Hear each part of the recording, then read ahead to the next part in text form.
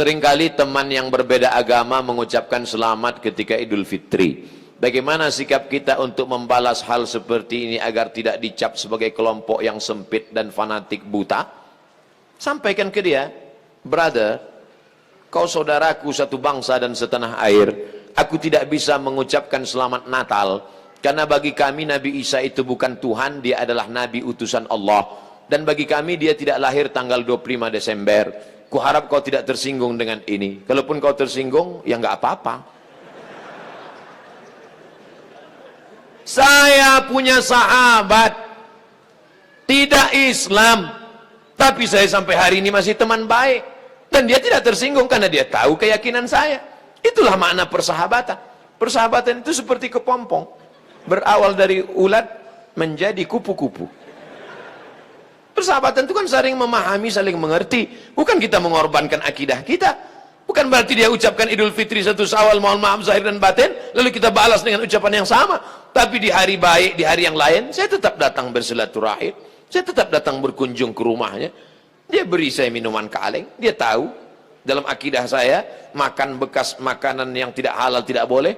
Dia kasih saya kue kotak, dia kasih saya minuman kaleng. Kami saling menjaga sampai hari ini.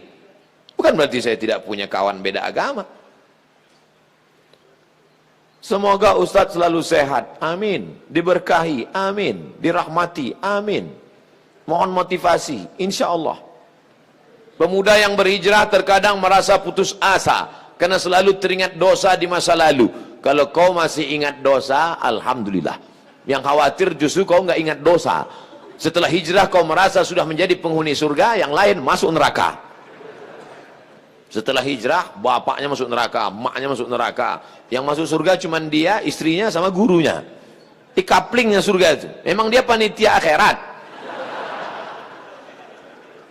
Orang yang diterima taubatnya ketika dia mengenang dosa-dosanya di masa lalu, maka hatinya hancur lebur, air mata tak tertahan menetes. Itu orang yang taubat nasuha. Ini sekarang punya banyak juga yang hijrah ini. Ustadz, saya ini dulu nakal. Kartu kuning sudah datang. Banyak juga saya ketemu orang yang sudah hijrah taubat. Apa kata dia? Ustadz, saya ini semua minuman sudah saya minum, semua perempuan sudah saya rasa, dari Afrika sampai Eropa. Ente taubat apa bangga? Dosa kok bangga? Ini yang taubatnya diterima Allah SWT. Rasa takut kepada Allah. Apa tujuan puasa 30 hari? Ya ayyuhalladzina amanu kutiba alaikumusyamu kama kutiba alal ladzina min qablikum la'allakum takut. Wahai engkau saudaraku, engkau sudah punya rasa takut dalam hati. Dengan bekal takut inilah engkau akan masuk ke dalam surga Allah Subhanahu wa taala. Ada orang minta jasadnya dibakar, abunya di laut dihanyutkan. Kenapa? Karena dia takut. Sebelum zaman Nabi Muhammad SAW, karena dia takut kepada Allah. Kata Allah Subhanahu wa taala, karena dia takut kepada aku, masukkan dia ke dalam surga aku. Makanya di antara doa, Allahumma qasim lana min khasyatika ma tahulu bainana wa baina ma'asik. Tanamkan rasa takut ke dalam hati kami, sehingga dengan rasa takut itu kami tidak jadi melakukan perbuatan dosa. Pak Ustadz, tadi saya ke mall, terus tiba-tiba datang cewek ngasih nomor, dia ngajak saya jalan, terus tiba-tiba datang rasa takut saya, Pak Ustadz. Akhirnya saya nggak jadi jalan. Takut sama siapa? Sama suaminya.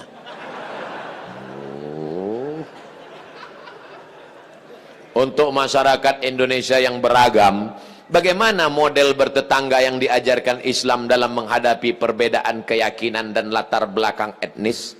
Saya nyewa rumah ngontrak di Mesir di lantai bawah.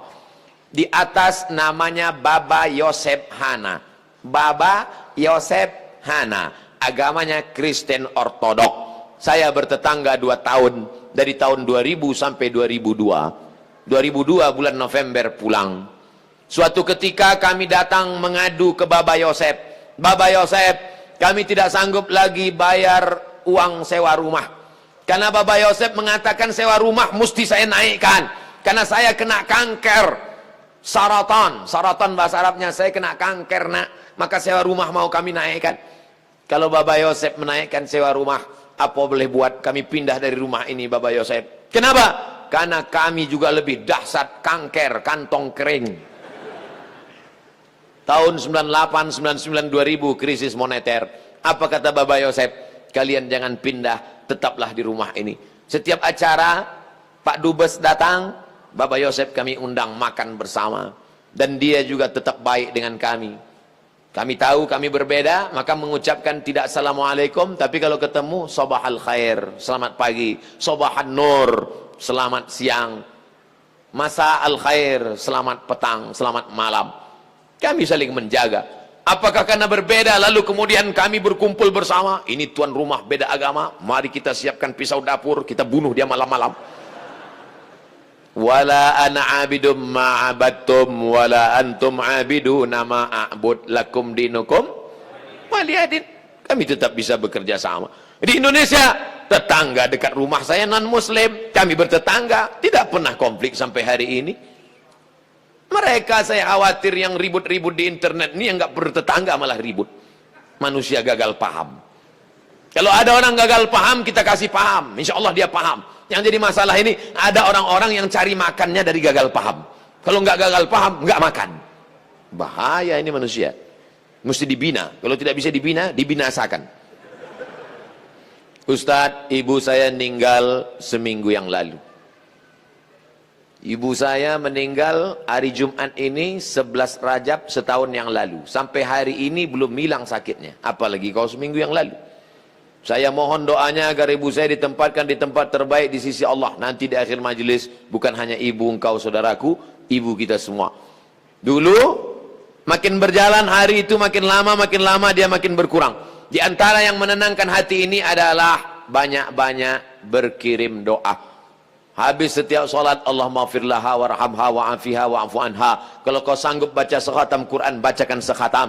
Tak sanggup sekhatam, baca Yasin. Tak sanggup Yasin, baca Fatihah. Fatihah tak juga sanggup, parah kali. Habis itu pula kalau kau ada duit gaji sedekah, belikan beras 10 kilo, sarden, ikan, kumpul, masukkan ke kresek, serahkan ke anak yatim. Sebutkan, ni anak yatim tolong doakan almarhumah ibu saya. Di mana dulu tempat dia sholat, kau buka sajadah sholat kau di situ, menenangkan hati. Wasta'inu bis sabri wassalah. Mintalah tolong kepada Allah dengan sabar dan sholat. Saya tahu, man lam yadhuq lam ya'rif man lam yadhuq. Orang yang tak meninggal ibunya tak dapat dia merasakan bagaimana sakitnya kehilangan. Oleh sebab itu maka yang masih ada ibunya pulang dari sini, kau belikan makanan kesukaannya, datang ke rumahnya, cium tangannya, suapkan makanan, peluk dia, cium keningnya, senangkan hatinya. Hanya itu yang dapat membuat kau bahagia. Kalau kau ingin rezekimu seperti rezeki raja-raja, perlakukan ayah ibumu seperti raja. Insya Allah semua kesulitan hidupmu akan diberikan Allah kelapangan, insya Allah. Amin ya rabbal alamin. Sebelumnya mohon maaf Ustaz, pertanyaan ini keluar dari materi hari ini. Belakangan ini saya lihat banyak perkumpulan orang-orang atau komunitas mengaku Islam modern atau Islam yang bersatu dengan budaya. Bagaimana cara kita memandangnya agar kita tidak disebut musyrik dan diterima di kalangan masyarakat sebagai pecinta budaya daerah? Ini pertanyaannya umum. Kalau mau nanya ke saya masalah hukum fikih, sebutkan secara spesifik satu contoh kasus. Karena kalau cerita masalah budaya, maka saya pecinta budaya. Peci ini agama atau budaya? Budaya. Mana ada hadis Nabi, sahabat, tabi'in, Imam Syafi'i pakai peci? Ini budaya. Saya pakai budaya ini sekarang. Maka kemana-mana saya mau menunjukkan budaya. Ketika di Maroko pun waktu sidang S3 saya pakai. Saya mau menunjukkan saya orang Indonesia. Saya pakai batik. Batik itu budaya? Budaya. Apakah salah saya pakai peci dan batik? Tidak. Ada juga orang mengatakan, jangan pakai batik gambar burung, nggak boleh dibawa sholat. Kenapa? Karena dalam burung itu ada tai. Gimana ceritanya? Saya yang bodoh apa dia yang pintar? Selama budaya itu tidak mengandung unsur kemusyrikan, merusak akidah, maka ada syarat dan ketentuan berlaku. Wala ana abidum ma'abattum wala antum abiduna ma'abud lakum dinukum waliyadin. Karpet ini agama atau budaya? Budaya. Karpet ini budaya. Masjid Nabawi yang asli nggak ada karpetnya. Ini berapa kali budaya. Ini lagi membuat bunga-bunganya. Ini budaya semua nih, bunganya mati lagi. Oleh sebab itu maka bahkan masjid kita pun banyak budaya. Ini bangunan melengkung di tengah, tiang melengkung di tengah disebut dengan kubah. Kubah itu budaya dari Bizantium, Romawi. Makanya bangunan-bangunan Romawi, coba tengok gereja-gereja ortodok di Moskow pakai kubah. Orang yang tidak ngerti dia tengok, loh kok ada masjid di Moskow? Padahal itu katedral. Bangunan itu adalah budaya Eropa, budaya Bizantium, budaya Romawi kuno, diambil. Maka tidak jadi masalah karena tidak terkait dengan akidah. Begitu juga dengan tiang menara masjid. Itu bukan agama, itu budaya. Karena dulu di Mesir ada namanya tiang tinggi tempat api di tepi laut, supaya para nelayan kalau tengah malam jangan sampai kapalnya nabrak ke pantai. Maka disebutlah tempat itu mercusuar, sehingga di tengah malam dia ngelihat. Waktu itu belum ada GPRS. Maka dia lihat, oh kita udah dekat di tepi pantai, maka layar mesti diarahkan ke melawan angin supaya kapal tidak laju, supaya tidak kencang. Lalu kemudian ketika orang Islam melihat ada menara tinggi, apinya dibuang, muazzinnya naik ke atas. Allahu Akbar, Allahu Akbar. Sekarang muazzinnya di bawah, mikrofonnya ke atas, sound systemnya di atas. Sekarang nggak ada lagi kabel, wireless. Ini semuanya budaya.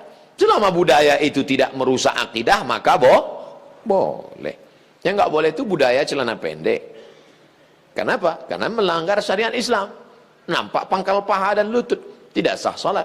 Selama budaya tidak melanggar akidah, maka dia boleh dilaksanakan. Budaya itu apa Pak Ustaz? Hasil cipta karya karsa manusia yang tidak ada wahyu di dalamnya. Pak Ustadz, saya mau tanya kenapa hati saya selalu gelisah, padahal saya sudah perbanyak istighfar. Tolong masukannya. Semoga Pak Ustadz selalu dilindungi Allah Subhanahu wa ta'ala. Di mana letak gelisah itu? Di dada sebelah kiri. Nama tempatnya jantung. Tapi ada yang bilang hati Pak Ustadz. Kombinasikan aja dua, jantung hatiku. Berdegup dan berdetak di sebelah kiri. Coba rasakan. Bagi yang tak merasakan, lapor ke panitia. Kain kapan sudah siap? Makanya kadang kita bangun tidur nggak ada angin, nggak ada hujan, risau, suntuk di dalam. Tapi begitu kita ambil wudhu, sholat, terasa dia seperti kopi yang habis diaduk, tiba-tiba bening. Ala bidzikrillahi tatmainnul qulub. Dengan banyak berzikir mengingat Allah, maka hati akan menjadi tenang. Ya muqallibal qulub, wahai engkau yang membolak-balikkan hati, tsabbit qalbi, kokohkan hatiku, ala dinik wa ala ta'atik. Apakah materi bisa menenangkan hati? Tidak. Materi hanya bisa menenangkan materi. Materi lambung. Lambung hanya bisa ditenangkan dengan materi. Apa dia? Nasi uduk, ayam penyet, ayam pop, ayam mati. Tapi non materi hanya bisa ditenangkan dengan agama. Makanya orang-orang ateis yang tidak beragama, hidupnya sempit. Kata Allah, ka'annama yas'adu fis sama, seperti terbang. Kita kalau naik pesawat, terbang, take off, itu dada terasa sempit. Begitulah orang yang tidak berserah diri kepada Allah, sempit. Akhirnya mereka mencari ketenangan kemana? Sabu-sabu, pil anjing gila, sakau, penjara, kalau ketangkap BNN, mati. Angka bunuh diri terbesar di dunia bukan di Republik Indonesia, bukan di Asia, tapi justru di Eropa dan Amerika, karena mereka meninggalkan agama. Stres, depresi, mobil mewah tapi nggak bisa tidur malam, jam 2 malam stres, depresi. Makan obat tidur, tidur, bangun tidur, stres lagi, bangun tidur, tidur, mati. Sementara kita tenang. Begitu datang ke masjid, duduk, ngelihat muka ustadz, tertidur. Panitia penutup bangun. Fabi ayyi ala'i rabbikuma tukadziban. Nikmat tidur apa lagi yang kau dustakan? Orang barat setengah mati makan pil tidur supaya bisa tidur. Nama penyakitnya insomnia. Orang kita baru ngelihat. Berikut ini mari kita dengarkan tausiah. Demikianlah tausiah ini saya sampaikan. Kurang apa lagi? Maka kalau ada teman di sebelah tidur, biarkan. Dia sedang mensyukuri nikmat Allah Subhanahu wa ta'ala. Jadi Pak Ustadz jawabannya, perbanyak zikir. Siapa yang bersolawat 1 kali 1 hari 1000 kali, maka sebelum mati dia melihat tempatnya dalam surga. Siapa yang meriwayatkan itu? Ditulis oleh Syekh Ali Jum'ah, Mufti Mesir. Diriwayatkannya dari beberapa riwayat kitab-kitab sahih. Jadi kau beberapa kali istighfarnya. Coba amalkan ini. 1 kali 1000 kali. 1 hari 1000 kali. Beli tasbih yang ujungnya ada 10, 100 kali putar. Allahumma sholli ala sayyidina Muhammad wa ala ali Muhammad. Allahumma sholli ala sayyidina Muhammad. Kadang-kadang belum sampai 200 kau udah tertidur. Bangun lagi, sambung lagi. Allahumma sholli ala sayyidina. Malu bawa tasbih, pakai tasbih digital yang pencet itu. Allahumma sholli ala sayyidina Muhammad. Allahumma sholli ala sayyidina. Tapi pelan-pelan. Kadang ada yang pakai tasbih itu. Macam makan bakwan kepanasan. Bagaimana hukumnya mengambil uang suami tanpa persetujuan suami untuk ditabungkan demi kepentingan rumah tangga? Ini namanya gerakan ibu-ibu kreatif. Ketika Nabi Muhammad SAW sedang duduk di atas bukit Sofa pada tahun 8 Hijrah, rekonsiliasi kota Makkah, Nabi pulang ke kota Makkah. Maka ketika Nabi sedang duduk, datang seorang perempuan. Nama perempuan itu Hindun. Dia tutup wajahnya karena dia malu kepada Nabi. Hindunlah dulu yang mengunyah jantung Hamzah karena dendam kesuma. Lalu Hindun berkata, suamiku inna Aba Sufyan rajulun syahih. Wahai Rasulullah, suamiku itu Abu Sufyan orangnya pelit, medit, kedekut, bakhil.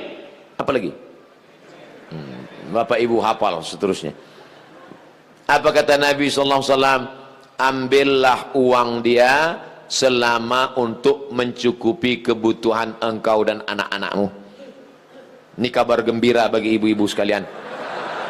Tapi ingat, mencukupi. Nah, standar di Bandung saya tidak tahu berapa keperluan, karena beda harga makanan di Bandung dengan di Riau. Kalau di Bandung ini standarnya 3 juta, tiba-tiba si bapak cuma ngasih 1 juta, ibu boleh ambil 2 juta lagi.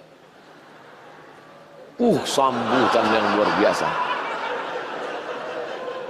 Mana dalilnya? Itu ayat bapak bapak baca waktu akad. Wa ashiruhunna bil ma'ruf. Bergawilah mereka dengan ma'ruf. Ma'ruf diambil dari kata urf. Urf artinya tradisi setempat. Dasar pengambilan hukum dalam Islam ada 10. Quran, hadis, ijma', qiyas, syar'u man qablana, saddu zara'i, qaulus sahabi, istihsan, istishab. Urf.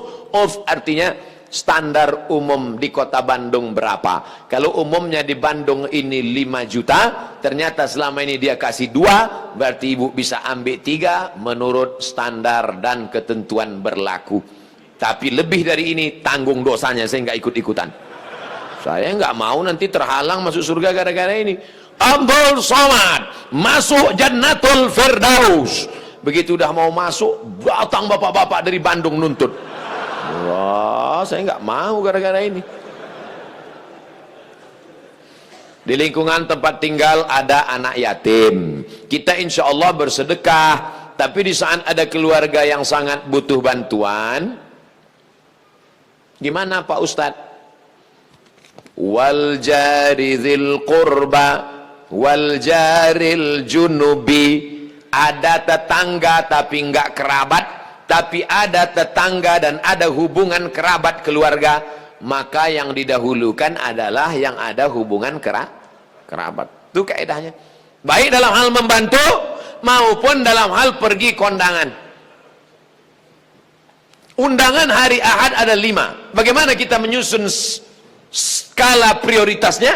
Yang pertama tetangga kerabat. Habis itu tetangga tidak kerabat. Habis itu teman sekantor. Ring 1, ring 2 gitu. Dalam hal ini boleh nepotisme. Sekarang orang enggak. Kalau ada undangan 5, yang pertama pejabat, orang kaya, tetangga yang miskin enggak punya apa-apa, yang kira-kira cuma makan sayur sama telur ayam. Ini enggak benar. Oleh sebab itu dalam hal membantu dulu keluarga. Tapi sekarang orang lebih mau bantu orang lain daripada bantu keluarga. Kenapa kamu lebih mau bantu orang lain daripada keluarga? Kalau bantu orang lain, pujiannya melambung. Kalau bantu keluarga, masa cuma ngasih segini? Oleh sebab itu maka setiap keluarga membantu keluarganya skala prioritas, tapi setelah itu tetap membantu fakir miskin, anak yatim. Ara'aital ladzi yukadzibu biddin? Tahukah kamu siapa itu orang yang mendustakan agama? Orang yang mendustakan agama bukan orang sekuler liberal. Orang mendustakan agama adalah fadzalikal ladzi yad'ul yatim, menyia-nyiakan anak yatim, wala yahuddu ala ta'amil miskin, membiarkan fakir miskin. Fawailul lil musallin, lalai dalam salat. Alladzina hum an salatihim sahun, alladzina hum yura'un, riya, wa yamna'unal ma'un, melarang orang berbuat baik, tolong menolong. 5 ini mudah-mudahan kita tidak termasuk dalam pendusta agama. Ustadz, tolong doakan muslim saudara kita di India. Itulah senjata kita terakhir. Kalau ada lembaga-lembaga yang terpercaya memberikan dana, maka kirimkan dana untuk membantu rumah mereka yang yang terbakar, saudara mereka yang terkapar, rumah mereka yang hancur, sumur bor, sekolah anak-anak pengungsi. Dulu Suriah, Palestina, Bosnia Herzegovina, Uighur, Rohingya. Coba perhatikan.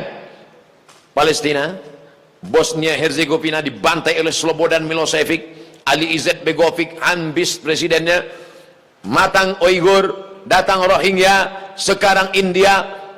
Walaupun berbeda-beda tempat, tapi substansi maknanya sama. Mengapa mereka disiksa? Pertama, karena mereka lahir dalam keadaan la ilaha illallah Muhammadur Rasulullah. Yang kedua, karena mereka minoritas. Di mana-mana kalau kita minoritas, habis kita dibantai. Tapi kalau kita mayoritas, maka kita selalu menjaga kedamaian, keselamatan. Karena kita adalah agama Islam. Islam berasal dari kata salam. Salam artinya damai.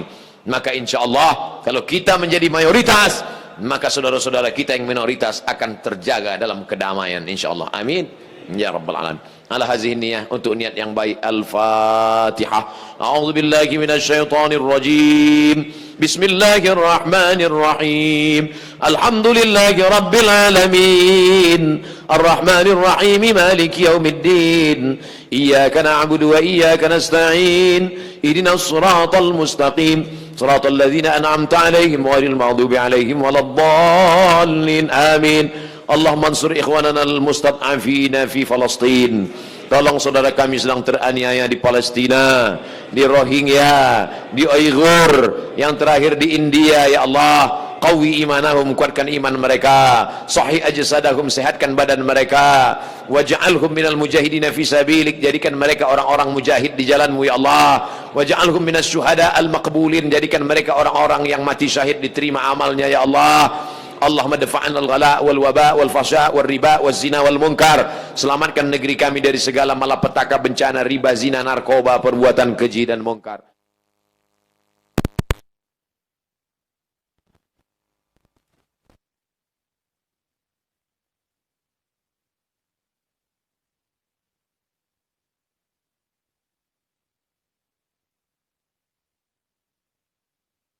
Majlis ini pulang dalam keadaan diampunkan silap salah dosanya.